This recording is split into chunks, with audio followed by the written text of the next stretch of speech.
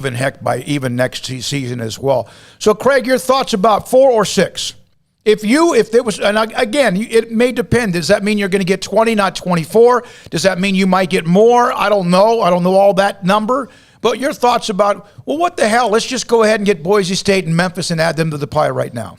Well, I mean, it depends on who the teams are. If it's Boise State and Memphis, then I think I'm pretty okay with that. But if you're starting to talk about, let's just throw in Tulane and let's throw in, somebody a bit more random that's not so much on the radar, then I would think, yeah, maybe that's not the best idea. I mean, you don't want to weaken yourself in the process of trying to strengthen yourself. Sure, that's a good point. Like somebody pointed out, I mean, Cincinnati at least has a bit of a track record. Like, if Luke Fickell left, would they maybe take a step down? Yeah, but, I mean, at the same time, they're not joining a Power 5 or wanting to get into the Power 5. They want to get into the Power 5 for the benefits that it does have.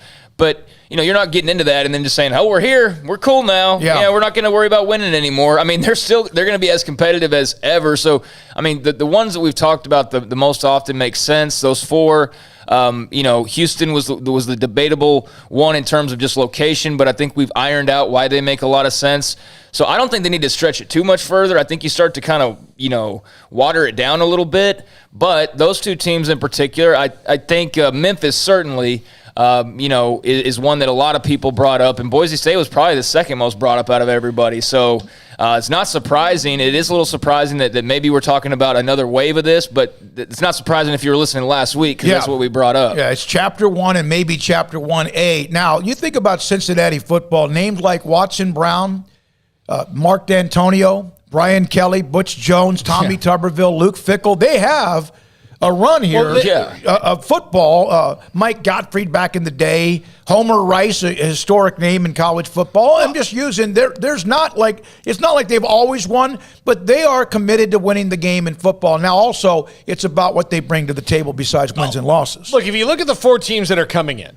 Look, Houston is in a massive television market, and we've gone through all that. But the 3 others, BYU has wanted to be a Power 5 team since they went independent. Their whole purpose of this was to get back to a conference that would do better for them overall. They're not a major independent that can make the kind of TV deal that Notre Dame did, but they are a major independent that comes with a lot of people. UCF has spent the last decade, especially the last 5 years, putting the pedal down to become a Power 5 team and explain to anyone who would listen why they're there and not just a commuter school anymore. And Cincinnati was a Power 5 school. So they've done it before. Yeah. So those all make sense on that level in that, you've got 2 schools that have absolutely been positioning themselves for this. Another one who was and has been trying to figure out how to get back in after they made a mistake. Clearly they made a mistake when the Big East fell apart. But they didn't languish in that. They just said, okay, how do we get back to where we need to be? And they've done that, and Cincinnati's earned their way back in. And now you've got, 4 teams coming into the Power 5 or back into the Power 5, and they seem to all be ready for it.